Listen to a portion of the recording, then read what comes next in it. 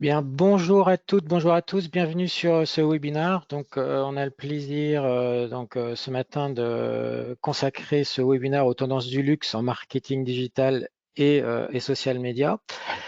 D'autant plus que je suis ravi d'accueillir David Dubois, David qui est professeur associé de marketing à l'école de commerce et de management de INSEAD, et qui nous parlera du luxe et qui est sa spécialité. Bonjour David.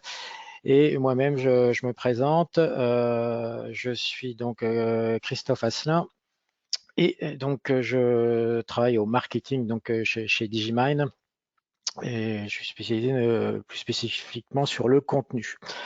Alors ce matin, l'agenda, il est très simple. Je vais vous présenter Digimind très brièvement pendant quelques secondes.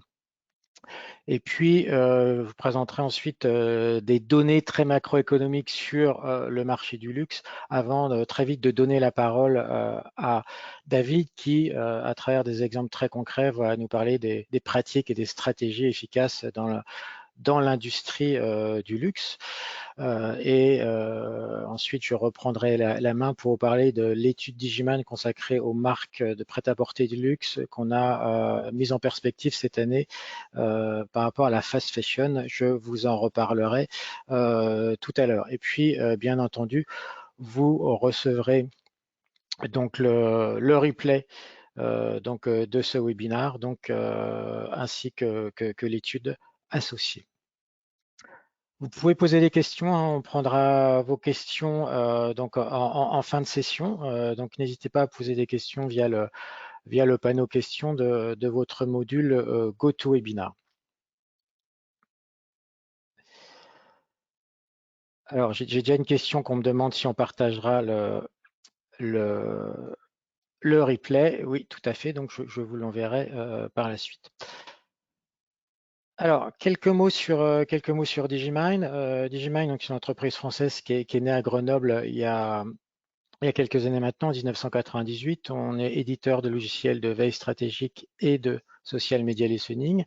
On est environ 200 et on est maintenant implanté dans la plupart des continents avec un fort développement du côté de l'Asie via les bureaux de Singapour notamment et aussi en Amérique du Sud, Mexique et Argentine ou encore Colombie.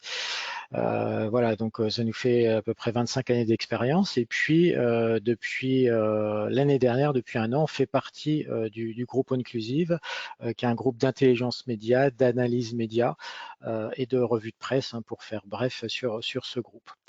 Concernant le social media listening, de quoi on parle, hein, social media listening, schématiquement, c'est des logiciels, des outils, des plateformes qui vont permettre aux marques, aux organisations de collecter, d'analyser tout ce qui peut être publié sur les médias sociaux. Alors j'insiste bien sur le fait que c'est les médias sociaux et le web, c'est-à-dire qu'on va au-delà des réseaux sociaux. Bien sûr, on va collecter ce qui peut être posté par les consommateurs et les marques sur les réseaux sociaux comme LinkedIn, TikTok ou Instagram ou X, mais on va aussi aller au-delà, hein, c'est-à-dire qu'on prend en compte tous les espaces de publication, donc d'où le terme social media, à savoir les blogs, les bons vieux forums et les sites d'avis consommateurs. Toutes ces données, cette matière, donc que sont les messages, les articles et les posts sur les médias sociaux, vont être collectés, analysés pour être ensuite restitué sous forme de data visualisation, pas pour faire joli, mais pour comprendre quelles sont les données importantes, quelles sont par exemple les ruptures dans une tendance ou les concepts clés de différents messages. Et ça va être ensuite partageable et diffusable auprès de vos clients, auprès de vos collaborateurs, chefs, vos clients, que ce soit des clients internes ou externes, puisque eh bien, on travaille à la fois pour des agences, ou à la fois pour des annonceurs, donc dans des domaines très diversifiés. Ça va de l'industrie lourde à la grande distribution, la grande consommation, le luxe ou l'industrie du divertissement. Voilà, je n'en dis pas plus pour l'instant sur Digimind. Euh, pour rentrer dans le vif du sujet du luxe, quelques données sur le marché du luxe, hein, des données très macro, mais en quelque sorte pour planter le décor. Donc Le marché du luxe, grand marché avec plusieurs segments. Donc c'est un marché qui a vu une progression spectaculaire en 2022, 1400 milliards d'euros de revenus. Et sur l'écran, vous voyez que il y a différents segments du luxe avec la catégorie du marché des voitures de luxe qui représente à lui seul plus de 500 milliards, 560 milliards d'euros en 2022.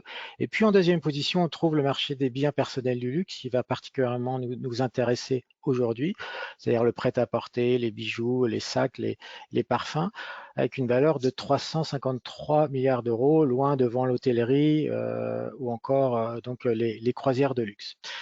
Donc c'est l'industrie automobile de luxe qui domine le marché et puis les biens personnels de luxe aussi qui progressent toujours nettement, qui sont devenus un vrai marqueur social, hein, ces biens personnels du luxe. Ça attire de nombreux consommateurs, que ce soit en volume, également en diversité de générations et de profils, et c'est ça qui est intéressant. Puis pour terminer sur ce marché des biens de luxe personnel, ce ne sont pas les Chinois et les Japonais qui consomment le plus de luxe, même si les Chinois contribuent très fortement à la croissance, mais c'est les Américains. Autre statistique intéressante, l'évolution cette fois-ci de ce segment depuis 96, ce segment du marché des biens personnels du luxe. Alors, vous voyez, il y a beaucoup de couleurs là. Ça, c'est des données qui sont fournies par le cabinet spécialisé Bain & Company et qui montrent que eh bien, le luxe s'est très bien remis de la pandémie. Les spécialistes ont l'habitude de dire que l'industrie du luxe opère dans un contexte incertain, que les experts qualifient de constante discontinuité. Et en 2022, pourtant, ça allait au-delà des attentes. Il y a eu une année record qui a repris après le Covid. Toutes les catégories de produits en 2022 ont progressé, hein. Vous voyez la barre en fuchsia, à l'exception de la Chine qui n'avait pas encore retrouvé son niveau. Ce qui s'est passé, c'est que les consommateurs ont réalisé d'importantes économies durant le Covid, une forte envie de reconsommer et donc une forte résilience à l'incertitude et aux turbulences. Donc les produits de luxe, en particulier les bijoux, les montres et aussi les sacs, sont en plus devenus pour certaines personnes des véritables catégories d'actifs, c'est-à-dire que c'est des valeurs dans lesquelles les gens investissent de plus en plus. Et c'est un phénomène qui s'est amplifié avec le marché de la seconde main et la possibilité de revendre ce type de biens. D'autant que l'inflation booste ce marché de l'occasion, hein, et Ben & Company dit également que ce marché de la seconde main, ça pourrait générer jusqu'à 20% des revenus d'une entreprise de luxe d'ici 2030. Et puis on voit que pour les prévisions pour 2023, qui n'est pas encore tout à fait terminée, eh bien, on table sur une croissance de 4% sur ce segment du marché des biens personnels de luxe. Donc toujours en forte progression. Voilà, donc j'ai planté un peu le décor et je vais laisser tout de suite la parole à David et je vais donc lui donner la main sur ces slides. Merci Voilà. beaucoup, merci. Super. Eh ben, bonjour à tous, ravi de faire partie de ce webinaire avec vous et merci Christophe pour l'invitation et cette brillante présentation du marché du luxe. Donc effectivement, David Dubois, professeur à l'INSEAD, en charge du cours qui s'appelle maintenant Value Creation in Luxury and Fashion et c'est effectivement un sujet qui m'intéresse beaucoup. À la fois, j'ai fait pas mal de recherches académiques dont certaines sont en cours de publication et puis évidemment d'écriture de cas sur un certain nombre d'acteurs du luxe, une industrie qui me passionne et sur à laquelle je m'intéresse beaucoup. Tout ça évidemment est accessible gratuitement sur mon site internet et je terminerai par un lien vers ce site internet. Aujourd'hui, dans le contexte de ce webinaire, je voulais peut-être vous donner en 20 minutes ce qui moi me semble, ce qui moi m'a interpellé ces dernières années, une certaine émergence de nouvelles stratégies de croissance dans le luxe et dans la fast fashion, dans la fashion plutôt, que j'appelle un petit peu le basculement des 3 I, c'est-à-dire l'invisibilité, l'immersion et l'identité. Et pour chacun, en fait, ce que je vais faire, c'est que je vais présenter rapidement un cas sur lequel j'ai travaillé qui, pour moi, exemple et qui, moi, illustre très, très bien ce basculement. Alors, le premier, le concept d'invisibilité, ça peut paraître un petit peu antinomique avec le luxe, parce qu'après tout, la valeur visuelle de la marque, comme je le montrerai un petit peu après, c'est ce qui donne un petit peu son cachet à la marque de luxe. Mais là, ici, c'est plutôt la tendance qui, pour moi, permet de créer de la visibilité et du pouvoir narratif à partir de la technologie, une certaine traçabilité. Et pour ça, je parlerai d'une nouvelle marque d'e-commerce dans le luxe qui s'appelle Curated. Le second, alors un petit peu plus attendu, cette immersion, il est peut-être plus attendu effectivement, mais ici, ce que j'aimerais souligner, c'est la technologie qui a un rôle clé dans ce domaine et le rôle que les marques de luxe et de fashion ont en tant que producteurs culturels. Et donc, pour ça, je parlerai d'un domaine sur lequel je me suis récemment intéressé, qui est celui des K-brands, donc des marques coréennes, et étant donné que la Corée, effectivement, est devenue un créateur culturel hors pair ces 10 dernières années, ou peut-être même un petit peu plus dans le temps. Et le troisième, enfin, qu'on ne peut pas passer sous silence, c'est celui, évidemment, de la question identitaire chez les consommateurs. Et donc là, j'illustrerai ça avec la marque Birkenstock, qui pour moi est un élément très intéressant, une disruption de marque dans le fashion qui suit un mouvement long, une tendance sociale assez longue sur un changement d'identité autour de la féminité, le confort, etc. Donc voilà, ce sera plus stratégique et high level, mais l'idée c'est que ces 3 marques, évidemment, se reflètent des tendances qui sont observées via les médias sociaux et via des outils comme Digimind. Voilà. Alors, le premier cas duquel je vais parler, c'est celui, c'est celui de la distribution de luxe des grands vins. Et le problème dans cette industrie-là, c'est évidemment le problème de comment on quantifie, comment on mesure la valeur du produit. On sait bien que dans tous les tests en aveugle, c'est difficile de différencier les grands vins, même les vins de manière plus générale. On sait que les tests à l'aveugle montrent que les gens ne savent pas forcément différencier les grands vins les uns des autres.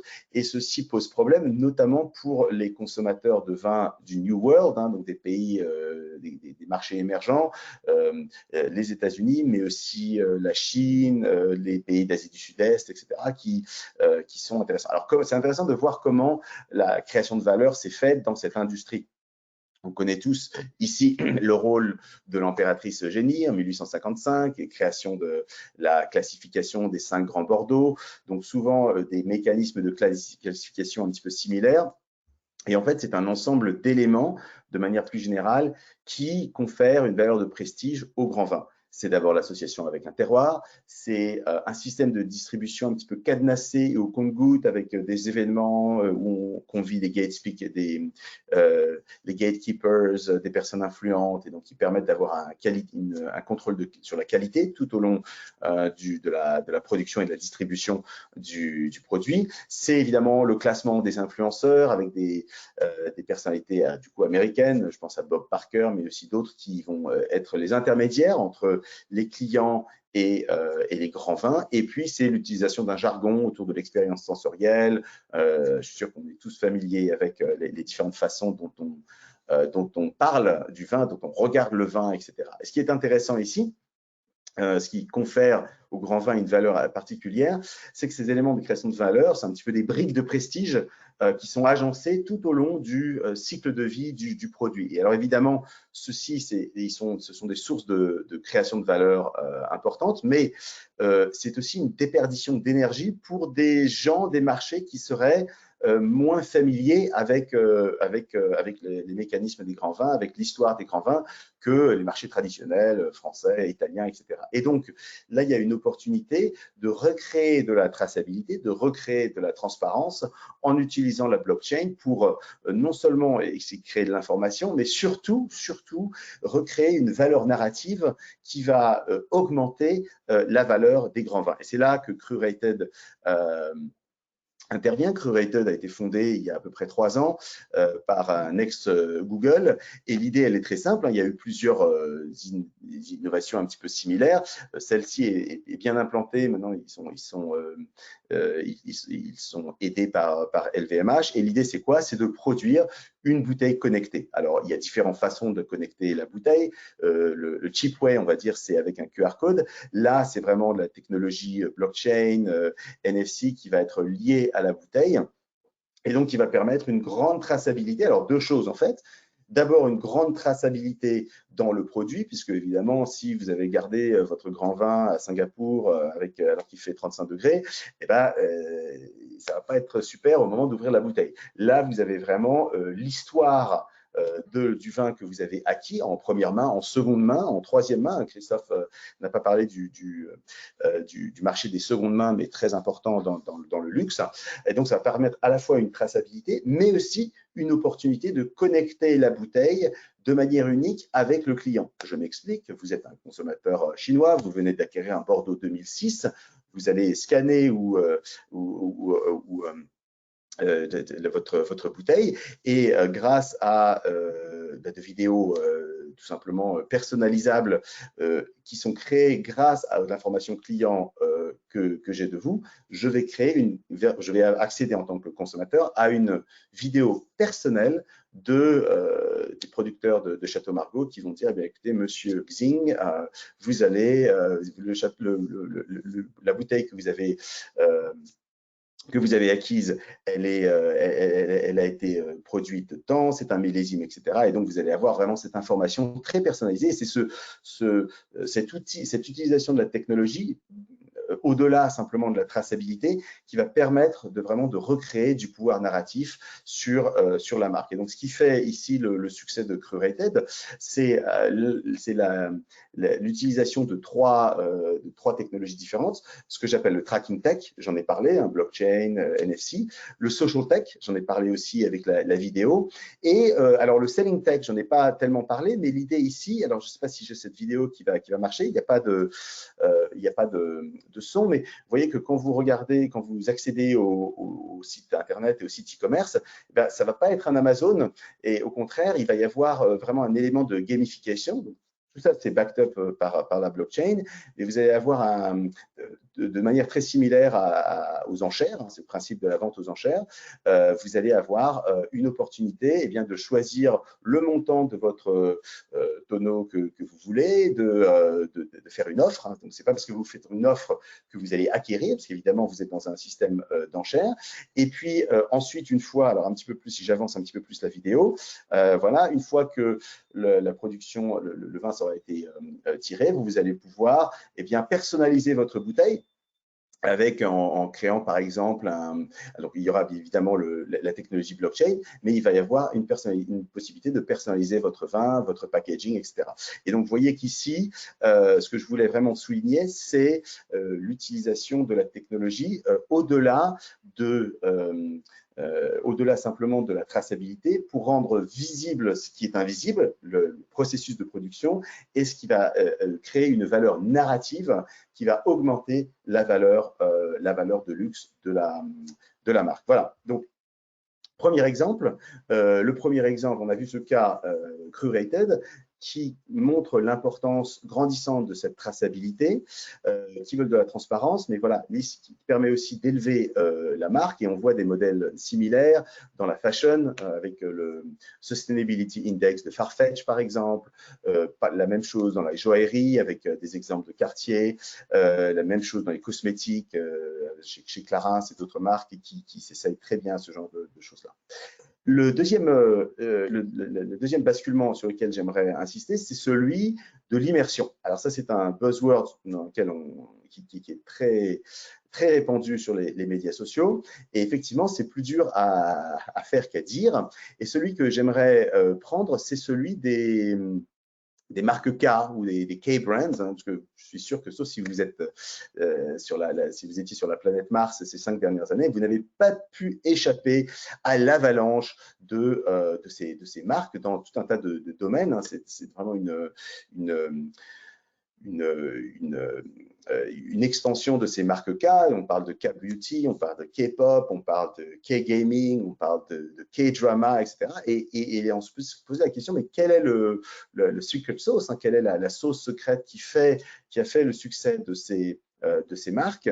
Alors, simplement, déjà pour voir, et évidemment, vous allez voir que ça va être évidemment l'immersion, simplement pour vous montrer la magnitude de ce phénomène. Vous voyez ici les données de recherche Google pour la cuisine coréenne et la cuisine italienne. Cuisine coréenne en bleu, cuisine coréenne en bleu, cuisine italienne en rouge.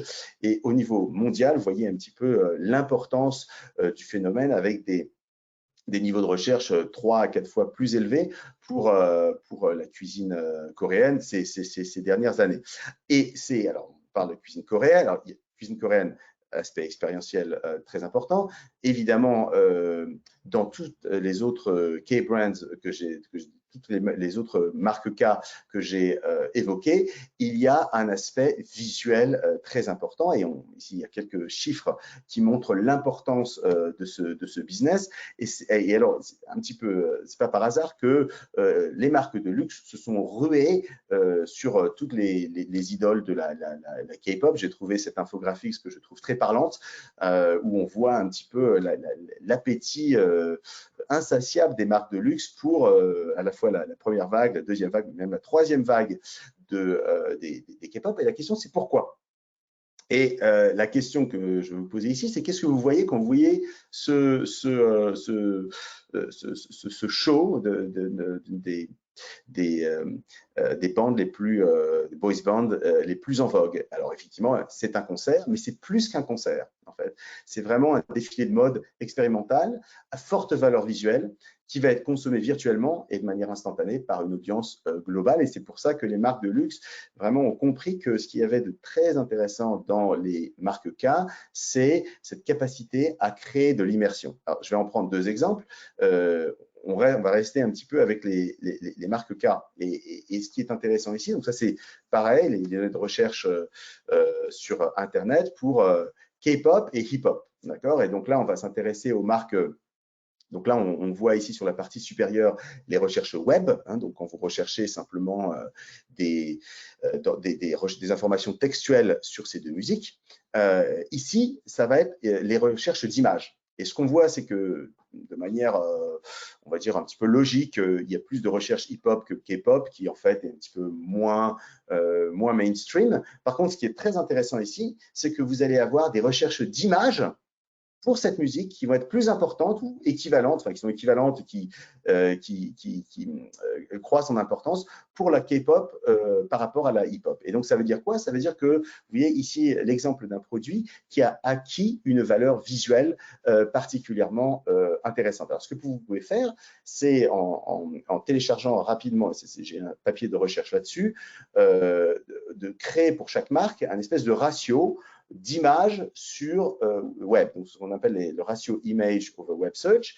Et si vous voulez, pour prendre un exemple qui va peut-être parler à tout le monde avant de retourner vers les K-pop, si on regarde le marché des hôtels, eh bien, vous allez avoir ici donc, différentes marques d'hôtels avec un ratio qui va varier d'un nombre en dessous de 0 à un nombre au-dessus de 0. L'avantage de ce ratio, c'est de dire plus il est important, s'il est plus de 1, c'est-à-dire que les gens font plus de recherches d'images que de recherches web dans le set de compétiteurs considérés.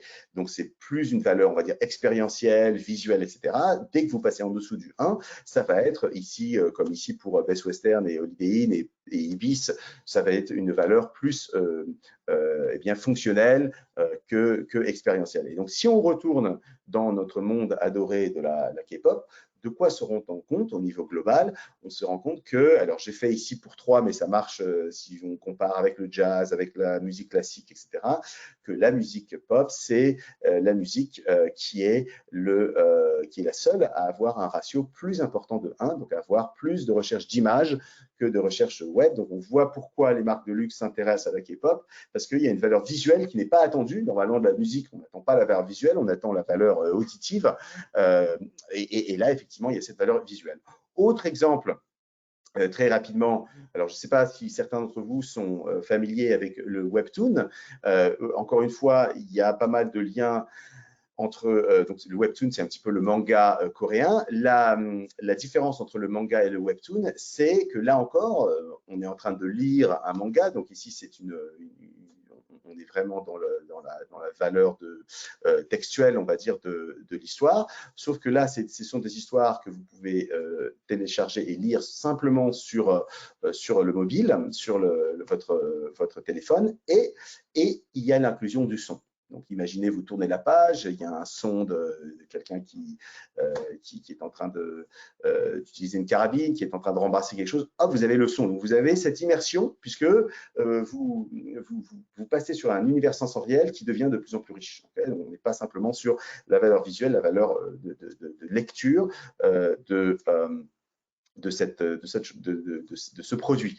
Et donc, vous voyez ici, alors avec évidemment d'autres opportunités de personnaliser.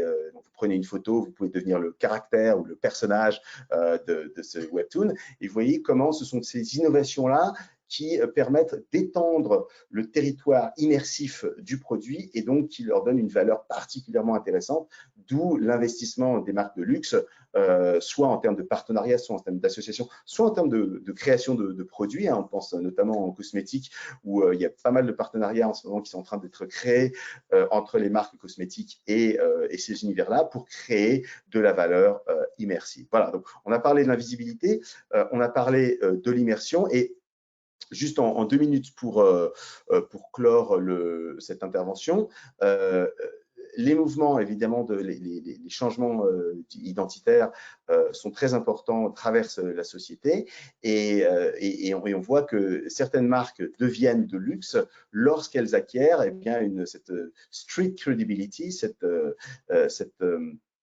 valeur particulière et l'une des marques iconiques ici sur lesquelles je me suis intéressé, c'est évidemment Birkenstock. Birkenstock qui est en fait au départ une marque orthopédique créée au début du XXe siècle ou fin du XIXe siècle en Allemagne et qui jusqu'à récemment eh bien, était une marque vraiment axée sur le confort, etc. Mais il n'y avait pas de valeur statutaire, pas de valeur de prestige jusqu'à ces dernières années, jusqu'à évidemment l'acquisition par LVMH. Mais ce qui a vraiment consacré l'entrée de Birkenstock dans le monde du luxe, c'est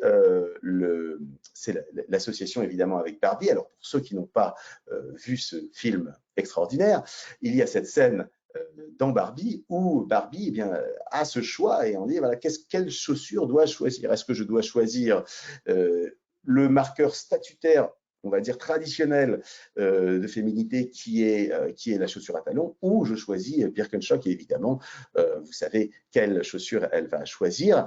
Et donc, c'est vraiment ici un mouvement de fond. Hein. Encore une fois, on voit ici sur la gauche les ventes de Birkenstock qui sont évidemment très remarquables. Et sur la droite, vous voyez, si on regarde les recherches territoriales, ne serait-ce qu'en France, hein, on aurait pu faire ça dans différents pays, eh bien, on se rend compte, donc là, c'est les recherches en rouge, c'est les recherches pour chaussures à talons, les recherches en bleu, c'est les recherches pour Birkenstock, et on voit qu'on est passé d'une France rouge à une France bleue en quelques années, ce qui vraiment vient appuyer cette idée eh bien que il y a une valeur sociale, encore une fois, c'est si on en revient au modèle des 3 I, c'est la façon dont on va associer des identités émergentes ou des nouvelles façons de créer de la valeur en s'appuyant sur des mouvements sociaux nouveaux qui va créer de la valeur du luxe. Voilà ce que je voulais vous dire en 20 minutes. J'étais un petit peu plus long, désolé pour ça, mais s'il n'y a qu'une chose à retenir, c'est vraiment ces tendances de fond, comment on crée de la croissance dans le luxe et la fashion à travers des dynamiques d'invisibilité, des dynamiques d'immersion et des dynamiques d'identité. Si vous voulez en savoir plus, évidemment, je suis surtout toujours one email away. Donc, vous avez ici le QR code vers mon LinkedIn et je reste jusqu'à la fin pour évidemment des questions s'il y en a. Mais c'est un bon moment peut-être pour repasser la main à Christophe. Il y a des questions, on va les prendre maintenant, David, Alors, sur ta on peut les prendre présentation. maintenant, bien sûr, Voilà, absolument. ce sera mieux. Absolument. Il y a une remarque concernant, tu as parlé des NFT pour Oui. poursuivre. Est-ce que c'est sur le contenant ou sur le contenu? Parce que la personne se demande, on peut imaginer un contenu contrefait si la NFT, c'est que sur le contenant, quoi. Voilà. Alors absolument, donc c'est une très bonne question et là alors là l'idée effectivement c'est d'avoir quelque chose qui soit proof of sealing, donc vous allez avoir un NFC qui va être à la fois sur le contenu et le contenant dans la mesure où dans le cas de Crew-Rated, il y a d'autres modèles qui sont là, mais c'est vraiment sur le bouchon, donc c'est entre le bouchon et la bouteille, donc ça exclut en fait les possibilités de contrefaçon. Mais c'est vrai que cette question de l'utilisation de la technologie va être primordiale. Quel va être le niveau d'investissement que je vais vouloir avoir et en fait, en fonction de la valeur du bien. Donc là, je pense que pour des bouteilles, là, on parle plusieurs milliers d'euros, voire de dizaines de milliers d'euros. Ça vaut vraiment le coup d'avoir un investissement vers des technologies de pointe qui garantissent justement qu'on élimine tout risque de contrefaçon. Après, vous allez avoir des logiques un petit peu plus informationnelles.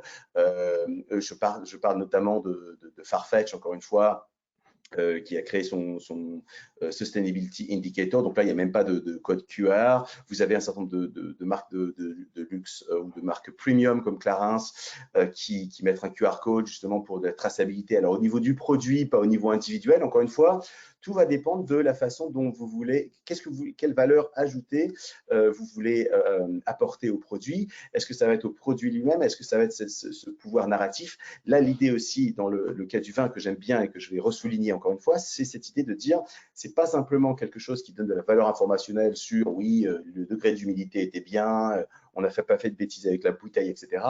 Mais c'est aussi une façon de créer, d'augmenter le pouvoir narratif des marques en ayant une histoire particulière sur ce vin pour ce client. J'ai une autre question, merci David hein, pour les précisions. Une question sur la façon dont tu as calculé tes ratios tout à l'heure pour montrer les recherches. Si tu peux Oui. revenir brièvement dessus. Alors bien sûr, absolument. Et d'ailleurs sur le cas Crew-Rated, il y a un lien, il y a un lien vers aussi un article sur Inside Knowledge qui est en anglais, mais qui reprend un petit peu ce cas-là et je peux évidemment envoyer le cas à tous ceux qui seraient intéressés. Alors pour ce qui est, alors j'essaie de me remettre sur où est-ce qu'on en est, tac, tac, tac, tac, tac, voilà. Alors pour ce qui est de la création de ce ratio. Alors, c'est très simple. Alors là aussi, il y a un papier de recherche. Je peux mettre en lien ou on mettra en lien, je te l'enverrai Christophe et Oui, ceux qui sont avec intéressés, plaisir. ça peut être intéressé. Voilà. Mais l'idée, effectivement, c'est de créer, donc vous créez votre univers de compétition avec, avec Google Trends, vous pouvez utiliser jusqu'à 5 marques de luxe. Enfin 5 marques de luxe ou de non-luxe d'ailleurs, vous téléchargez les recherches web, vous téléchargez les images, les recherches d'images, vous téléchargez peut-être aussi des images YouTube, et à partir de là, avec un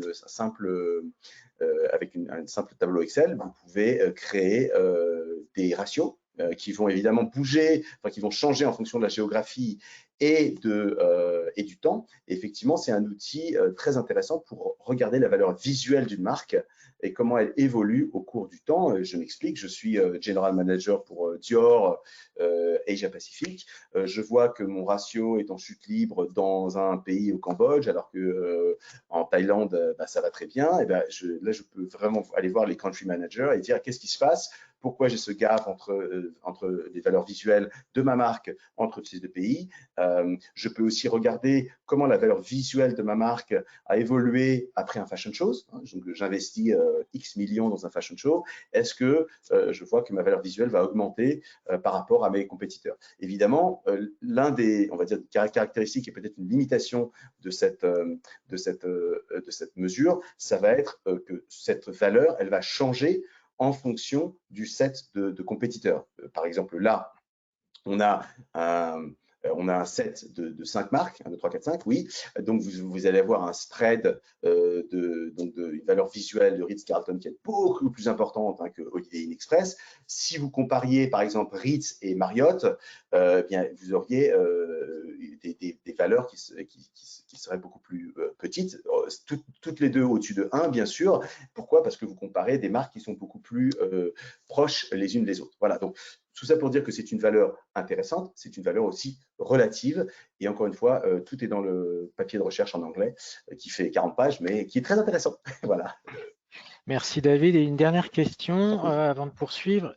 Comment on peut analyser le fait qu'il y ait deux tendances qui semblent opposées, la démocratisation du luxe et l'essor de l'ultra-luxe? Est-ce que c'est très variable suivant les marchés géographiques? Alors, c'est très varié. Oui, c'est une bonne question. Je pense que les deux sont. Les deux sont. Alors, je pense qu'il y a des marchés où les deux sont séparés et il y a des marchés où les deux vont de pair. Je m'explique. Les deux, pour moi, obéissent à des logiques différentes dans la mesure où eh bien, on sait que les inégalités elles s'accroissent de manière globale dans tous les pays et effectivement ça crée l'émergence d'une nouvelle élite qui eh bien, a des besoins de luxe. Et donc il y a plein d'opportunités de création d'ultra-luxe dans tout un tas de domaines. Alors Christophe, tu as parlé des voitures, l'art, etc., qui vont être peut-être indépendantes de ces phénomènes de démocratisation. Après, effectivement, il y a des catégories de produits comme la fashion, je pense à Hermès, à Vuitton, etc. Voilà, ce genre de marque-là et de marché, où les deux vont être un petit peu liés dans la mesure où le prestige de la marque, de ceux qui ont la marque, va aussi dépendre de ceux qui veulent la marque. Et c'est là où je rejoins, alors là, on fait beaucoup d'analyses avec Digimind et les médias sociaux, l'écho que va avoir une certaine marque chez les gens qui sont des excursionnistes du luxe ou des personnes qui aspirent à avoir, alors peut-être pas le Kelly Bag, mais justement une ceinture ou peut-être un produit un peu plus, vont être vraiment liés l'un de l'autre parce que le prestige de la marque va être d'autant plus fort qu'il va s'accroître d'un écho, d'une chambre de echo chamber, d'une chambre de résonance forte auprès de ce phénomène de démocratisation. Donc voilà ce que je pouvais en dire. Je te remercie David. On prendra peut-être des questions à la fin. Je reste là. Je vais poursuivre avec. Et chez Digimind, donc on a fait une étude sectorielle sur le marché du luxe en fait on a décidé cette année de le mettre en exergue, ce marché du luxe, enfin du prêt-à-porter du luxe précisément, avec la fast fashion. Pourquoi on a voulu comparer en quelque sorte les marques de prêt-à-porter du luxe et la fast fashion? Pour plusieurs raisons. Déjà, il faut savoir que les millennials, donc qui sont nés, ces segments marketing, mais tout à fait intéressants, qui sont nés entre les années 80 et la fin des années 90, et d'autre part la génération Z, née entre 97 et 2010 à peu près.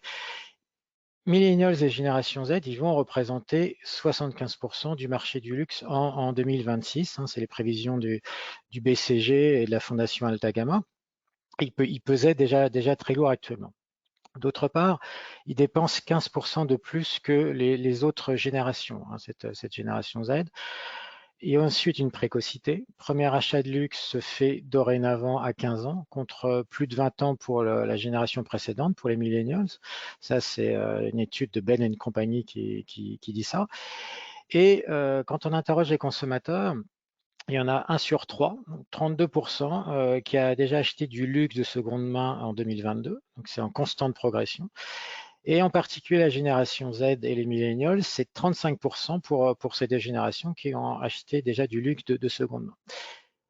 Et en fait, cette génération Z, c'est une génération qui est souvent pleine de paradoxes. Alors, il ne s'agit pas de stigmatiser, hein, il y a beaucoup de paradoxes dans d'autres générations, mais cette génération Z, on a l'habitude de dire que, bah, d'une part, elle se mobilise pour le climat, l'environnement, mais elle va faire aussi son shopping sur des sites d'ultra fast fashion comme Shein ou Temu. Alors, je prononce Shein, il faut dire Chine, mais pour pas se mélanger avec le pays, je vais dire Shein.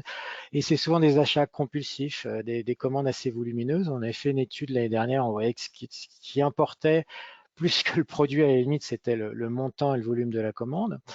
Et une génération aussi attirée par les produits de luxe de plus en plus tôt, donc de plus en plus précoce, donc des vraies marques de luxe, hein, Balenciaga, Gucci ou Marc Jacobs, mais qui parallèlement va se précipiter aussi sur les dupes. Vous savez, les dupes, c'est ces fameuses imitations bas de gamme d'autres produits plus haut de gamme ou des produits de luxe. Donc on s'est un peu amusé à comparer la présence et la stratégie de ces deux secteurs qui apparaissent opposés, mais pas tant que ça. Alors, je vais vous présenter seulement quelques petits extraits de l'étude parce qu'elle est assez volumineuse. Il faut savoir qu'on est en plein dans l'actualité, en quelque sorte, puisque il y a quelques semaines, c'est assez récent, le 16 novembre, il y a la plateforme Vestiaire Collective qui a fait une nouvelle communication. Alors, la plateforme Vestiaire Collective, vous connaissez sûrement, c'est une plateforme de vente justement de seconde main, vêtements de seconde main, mais qui est plutôt spécialisé dans le luxe. Et ils ont fait une grande campagne le 16 novembre et ils disent avec 92 millions de tonnes de textiles envoyés en décharge chaque année, il est temps d'agir. C'est pourquoi à partir d'aujourd'hui, nous interdisons des marques de fast fashion de notre plateforme vestiaire collective, Zara, H&M, Gap, Mango, Urban Outfitters, Uniqlo, etc. Alors, il y en a beaucoup qui ont dit ouais, c'est que de la com, parce que c'est vrai que Vestiaire Collective, ils sont déjà spécialisés dans les marques de luxe, mais il y a un vrai positionnement quand même qui démontre quelque chose qui se passe un peu dans l'air du temps, mais on va voir il y a aussi beaucoup de contradictions par rapport à ces axes de communication, par rapport aux vrais usages. Pour réaliser pardon, ce genre d'études, comment on fait chez Digimind, donc, social media listening, on utilise nos outils. Là, on les a laissés tourner pendant 6 mois, hein, d'avril à septembre, et on a pris un panel de 25 marques, 12 acteurs de la mode, du prêt-à-porter de luxe notamment. Ça va de Prada à Dior en passant par Louis Vuitton. 13 acteurs de la fast fashion. On a aussi intégré dans ces acteurs de la fast fashion Adidas et Nike parce qu'ils ont des stratégies qui s'apparentent souvent aussi à la fast fashion et c'est très lié aux achats de fast fashion. Donc on a collecté près de 300 000 mentions, c'est-à-dire un post sur X, un post sur LinkedIn, sur TikTok, un commentaire sur YouTube, un article de presse, un post d'un spécialiste. Et tout ça pour comprendre comment communiquer les marques, donc ce qu'on appelle en own media, c'est-à-dire comment les marques communiquent donc sur leur propre compte de réseaux sociaux, sur X, sur Facebook, sur TikTok, par exemple. Et puis le earned media, on analyse les conversations des consommateurs, savoir ce qu'ils pensent des marques, comment ils consomment, etc. Donc conversation sur le web et les médias sociaux. Alors, quelques enseignements de l'étude, et puis évidemment, on vous adressera l'étude avec les replays et puis des liens vers aussi les publications de David, bien entendu. Sur l'on media, on voit que TikTok est devenu très important. C'est-à-dire que les marques du secteur de la mode, du luxe comme de la fast fashion, sont maintenant très présentes sur TikTok. C'est pas le cas de tous les secteurs. On a étudié précisément le secteur de la santé, de l'industrie pharmaceutique, des médicaments, de la banque assurance. Ça aussi entre 20 et 25% sur TikTok. Hein, l'exercice n'est pas évident. Là, on a 98% des marques de notre panel, des 25 marques, qui sont présentes activement. Les 12% restants, c'est des marques de luxe qui postent de manière plutôt très rare ou qui ont juste enregistré leur compte sur TikTok et qui n'ont pas encore mis en place de stratégie de contenu. Et puis face à ça, on a Shine, donc, qui a choisi de localiser de nombreux comptes sociaux complètement à rebours de la stratégie de la plupart des marques qui ont des comptes globaux. Il y a un compte en anglais sur chacun des canaux, un compte en anglais sur Instagram, un compte en anglais sur TikTok, et qui concerne le monde entier. Shine, ce n'est pas le cas. La marque va gérer pas moins de 14 comptes sur TikTok, un compte global, mais un compte pour l'Allemagne, l'Espagne, l'Italie, l'Argentine, le Mexique, la France, bien entendu. Donc, il y a une vraie volonté de s'adapter à chaque marché via ces comptes locaux et le contenu qui va avec. Et à l'inverse de cette logique de flux et d'omniprésence, il y a des marques de luxe qui sont sur TikTok comme ailleurs dans une logique davantage de qualité, voire un peu de rareté. Donc, c'est des contenus uniques en anglais et un contenu beaucoup moins dense, hein. Par exemple, la plateforme de fast fashion Temu publie en moyenne 21 posts sur TikTok par mois, contre seulement 5 pour Saint-Laurent, et c'est encore bien moins pour d'autres marques de luxe. Sur TikTok, la plus vaste communauté, c'est celle de Louis Vuitton, avec 11 millions d'abonnés, mais ça va être la marque Dior qui affiche sur la période étudiée, donc d'avril à mai, le plus fort engagement, les plus fortes interactions, c'est-à-dire des reposts, des likes, des commentaires, avec 2 millions d'interactions, ce qui est assez remarquable. Et donc, si on fait le bilan sur la présence et les actions des marques sur leurs comptes sociaux, eh bien, on voit que les marques de fast fashion postent beaucoup plus que les marques de luxe, hein, sur les différents canaux étudiés, LinkedIn, Twitter, X, Instagram. 49% de publications en plus, mais elles engagent bien moins. C'est-à-dire qu'en moyenne, un post d'une marque de luxe, ça génère 21 700 interactions sur la période étudiée, tout réseau social confondu, contre 11 700 pour les marques de fast fashion. C'est près de 2 fois moins. Pourquoi? C'est notamment parce que les marques de luxe mettent l'accent plutôt dans leur communication sur les réseaux sociaux, sur leurs égéries, les ambassadeurs, leurs collections, les défilés de mode, plusieurs fois dans l'année, pour générer de l'engagement. On reste sur un univers de rêve face à la fast fashion qui poste majoritairement sur ses produits, la manière de les obtenir, les utiliser, avec très peu de mise en scène. Voilà les différences, mais on va voir que cet univers de rêve sur les réseaux sociaux, il a tendance un petit peu à être confronté à d'autres axes. J'y reviens tout à l'heure. En termes de canaux les plus utilisés par les marques, c'est Instagram, bien sûr, qui domine largement, parce qu'on a coutume de dire qu'Instagram est le canal de la valorisation de soi ou des produits. C'est encore loin devant TikTok, hein, en nombre d'interactions, avec plusieurs dizaines de millions d'interactions pour les marques, et beaucoup moins pour TikTok. Mais ce qu'on remarque aussi pour ce secteur du luxe comme de la fast fashion, c'est que tous les canaux sont utilisés. Il n'y en a pas qui vont être délaissés, complètement abandonnés, hein. Par exemple, il y a pas mal de marques d'autres secteurs qui ont complètement délaissé X, Twitter, et ce, bien avant l'arrivée d'Elon Musk, il y a un peu plus d'un an. Là, ce n'est pas le cas. C'est-à-dire tous les canaux sont exploités avec des taux d'engagement tout à fait respectables et intéressants, par exemple sur X, Twitter notamment. Et puis, si TikTok, ça apparaît globalement comme second en termes de volume d'interaction, eh bien, il faut faire attention à l'effet de génération dont je vous parlais, puisque c'est sur TikTok que se trouve davantage la génération Z, qui va être fan de Dior et de Louis Vuitton. On a un vieillissement très relatif, mais très progressif de l'audience d'Instagram, qui, couplé au phénomène des nouveaux ambassadeurs plus jeunes, largement empruntés à la K-pop notamment, dont vous parlez David tout à l'heure, ça permet d'opérer un transfert progressif de l'audience entre les deux canaux, Instagram vers TikTok. Donc, c'est vraiment très grosse concurrence entre ces deux canaux. Si on regarde maintenant ce que postent les marques et qui engagent beaucoup, on a regardé chaque canal. Là, je vais juste vous montrer deux canaux. Chaque canal, savoir quel était le contenu, le message qui avait généré le plus d'interactions sur la période étudiée. Sur Instagram, c'est Dior qui est la marque qui génère le plus d'engagement, avec un post, c'était en septembre, qui met en scène l'ambassadrice globale coréenne Jisoo, hein, qui est membre du groupe Blackpink depuis 2016 et qui suscite l'hystérie à chaque apparition. Et en fait, sur la période étudiée, il y a 4 posts Instagram Dior à plus fort engagement. Ces 4 posts-là, ils présentent cette ambassadrice.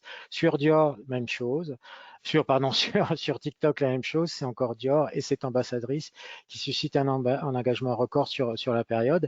Et la majorité des posts à fort engagement de Dior sur TikTok sont ceux qui mettent en scène des ambassadeurs et des ambassadrices. Alors, on s'aperçoit que TikTok va démocratiser le luxe. C'est-à-dire que avec le développement des médias sociaux, les marques de luxe ont compris que leur succès passait par la popularité et la visibilité. Donc, excite l'inaccessible pour la plupart, pas pour toutes, mais la plupart font ça sur les réseaux sociaux. faut être à la portée de chacun. Et pour ça, TikTok, c'est un outil assez intéressant. Et puis, on voit que le luxe se confronte au réel sur un réseau social comme TikTok. Via TikTok, les utilisateurs commencent à transmettre leurs expériences et leurs ressentis sur l'achat, la possession, encore l'utilisation. Donc, les produits, c'est plus seulement du domaine du rêve, ils existent vraiment matériellement en quelque sorte. Donc, ça veut dire que sur TikTok, il va coexister le contenu des marques de luxe, comme on voit à l'écran là pour Gucci, qui est assez, on va dire, classique avec célébrités, ambassadeurs, égérie.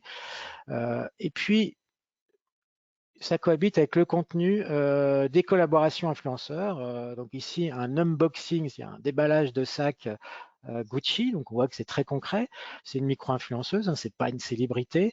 Et voilà, on est en plein dans le concret. Et donc, eh bien, même pour les marques de luxe, on est maintenant vraiment sur les grandes tendances d'unboxing et de haul, de butin, qui vont montrer l'achat et le déballage de ces produits. Ça, c'était pour le earned media, un petit aperçu. Et puis, je terminerai par le earned media très vite. Le earned media, c'est les conversations des consommateurs et on s'est aperçu que en termes de conversation, donc à gauche, c'est le luxe et à droite, c'est les marques de fast fashion. Mais dans les deux cas, sur les deux univers, c'est les conversations à propos des films, des vidéos, des campagnes, des live streaming, des marques et des influenceurs qui sont les plus discutés pour les deux types de marques. Alors, il y a aussi un sujet très discuté, la seconde main, on en a beaucoup parlé aujourd'hui. Un des sujets les plus présents sur les médias sociaux à propos des marques de luxe comme de la fast fashion. Septième sujet de conversation pour le luxe, quatrième pour la fast fashion. On en parle beaucoup, mais surtout on la pratique, cette seconde main, avec de nombreux messages issus de comptes Facebook, Instagram, de particuliers ou également d'organisations et de boutiques qui proposent des articles de seconde main. Les consommateurs, ils témoignent par ailleurs ou ils affichent leur butin sur les réseaux sociaux d'articles de seconde main. Et puis, les médias, ils évoquent aussi la rentabilité de la seconde main pour les marques de luxe. Et on voit qu'il y a de plus en plus de consommateurs qui investissent dans des produits de luxe de seconde main, donc en tant qu'actifs. Il y a aussi la mise en exergue dans ces conversations des nouveaux services proposés par des marques, notamment de fast fashion, concernant la seconde main. Il y a le service Pre-Owned de Zara qui a été lancé en septembre, qui est à la fois valorisé par les consommateurs et qui est critiqué en disant bah, c'est du greenwashing, c'est pas encore au point ou ça coûte trop cher. Et puis la seconde main, là aussi on en parlait, ça fait ressurgir le problème de la contrefaçon, qui est un vieux problème des marques de luxe et des faux articles de marques sur les plateformes. Donc il y a aussi pas mal de conversations autour de ces deux aspects. Voilà, je vais pas aller plus loin pour pas manger tout le temps. Il faut savoir qu'il y a aussi beaucoup de conversations sur les égérés et les ambassadrices, on le disait, avec deux univers qui s'affrontent. Je terminerai par là. Il va y avoir des grosses parts de voix pour les influenceurs, enfin plutôt les égérés, les ambassadeurs des marques de luxe, et c'est essentiellement issu de la K-pop, des boys bands coréens, avec les célébrités, J-Hope qui va représenter près de un tiers des paires de voix. Et puis ensuite, on a des célébrités un peu plus classiques, je dirais, comme des actrices comme Isabelle Huppert pour Balenciaga. Et on va avoir ensuite une très longue traîne à partir de la 20e place de micro et macro influenceurs qui vont faire la promotion des marques de fast fashion. Donc, moins de part de voix massive de la part de ces micro-influenceurs, mais beaucoup d'engagement sur les réseaux sociaux. Donc, ils vont faire la promotion des produits à travers des hauls et des butins. Donc, on a deux univers qui s'affrontent, les célébrités du luxe versus des influenceurs, micro et macro-influenceurs, souvent locaux pour la fast fashion. Voilà. Je vais prendre quelques questions pour terminer. Et je vous invite évidemment à travers les emails qu'on va vous envoyer à retrouver certains éléments de cette étude. Alors, je reviens donc aux questions. Alors, on m'a demandé aussi à propos de l'appropriation de la seconde main par les marques de luxe, existe-t-il une étude sur le phénomène, des exemples de marques l'ayant déjà intégré? Est-ce que tu as des infos là-dessus plus précises, David? Oui, on peut rechercher effectivement. Il y a plusieurs. Alors, Je pense qu'il y a différents modèles. Mm. Il y a différents modèles. Il y a des marques effectivement qui ont intégré directement on va dire les parties les moins nobles du produit. Je pense à Hermès et Petit H. Ensuite, il va y avoir effectivement vraiment du recyclage de produits. Là, il faudrait que je regarde un petit peu. Euh, mais effectivement, c'est ce sur quoi euh, les marques travaillent. Effectivement, euh, comment récupérer ces produits et leur donner une nouvelle vie. D'accord. Et je crois, alors, dans l'introduction de l'étude, que je vous enverrai aussi, l'étude Digimine, j'avais cité un ou deux exemples de marques de luxe, et je les ai plus en tête malheureusement, mais je vous renverrai à ça. Et une autre question sur le développement durable, donc le l'ESG en anglais, dans le luxe, à part quelques acteurs plutôt challengers, les évolutions semblent plutôt lentes et de l'ordre de la communication. Qu'est-ce que tu en penses? Ah bah, je pense que, moi, je suis ça de très près. Je pense qu'effectivement, les acteurs devraient bouger rapidement parce que s'ils ne bougent pas rapidement, ce qui va se passer, c'est que ce sont les marques e-commerce qui vont garder qui vont acquérir cette capacité à communiquer et à créer de la valeur ESG. Donc, je m'explique, hein, par exemple, là, on voit ce qui s'est passé sur le vin avec une plateforme e-commerce qui va devenir la référente sur les grands vins et donc la capacité de chaque château pour créer sa différence, notamment ESG, va être très minime, puisque maintenant, c'est l'information vite est créée et vite avec Curated. L'exemple que je prendrais, c'est Farfetch, évidemment, où, encore une fois, vous avez un certain nombre de marques qui ont des processus de production différents. À partir du moment où ça va être une plateforme e-commerce qui qui va avoir le monopole de la création de metrics autour de l'ISG, bah, les marques vont perdre la main et il est à parier que, notamment, tu parlais des consommateurs les plus jeunes, les consommateurs les plus jeunes vont se tourner de plus en plus vers ces marques e-commerce et ces plateformes. Et donc, si les marques ne réagissent pas rapidement, il va leur arriver ce qui est arrivé dans l'industrie hôtelière avec l'apparition de Booking il y a 15 ans, si je me souviens bien, donc une perte de contrôle, baisse des marges et problème réputationnel. Faut faire court. D'accord, merci David. Et une dernière question pour rester dans le temps imparti. Les ambassadeurs les plus cités, est-ce que c'est bien sur toutes les plateformes de earned media? Alors ça, c'est concernant l'étude Digimind. Surprise d'avoir Léon Marchand en deuxième. Alors oui, les ambassadeurs qu'on a étudiés, c'est bien sur toute la plateforme de earned media, les canaux de réseaux sociaux.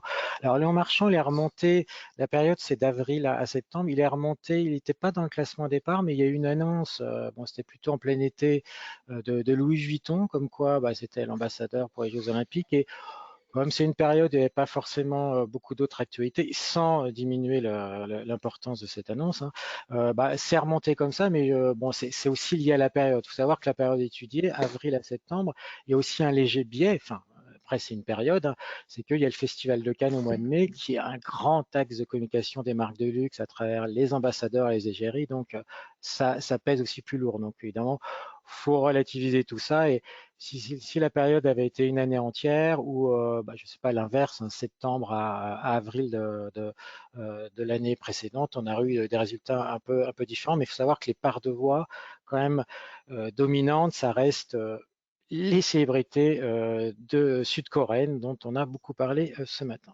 Voilà.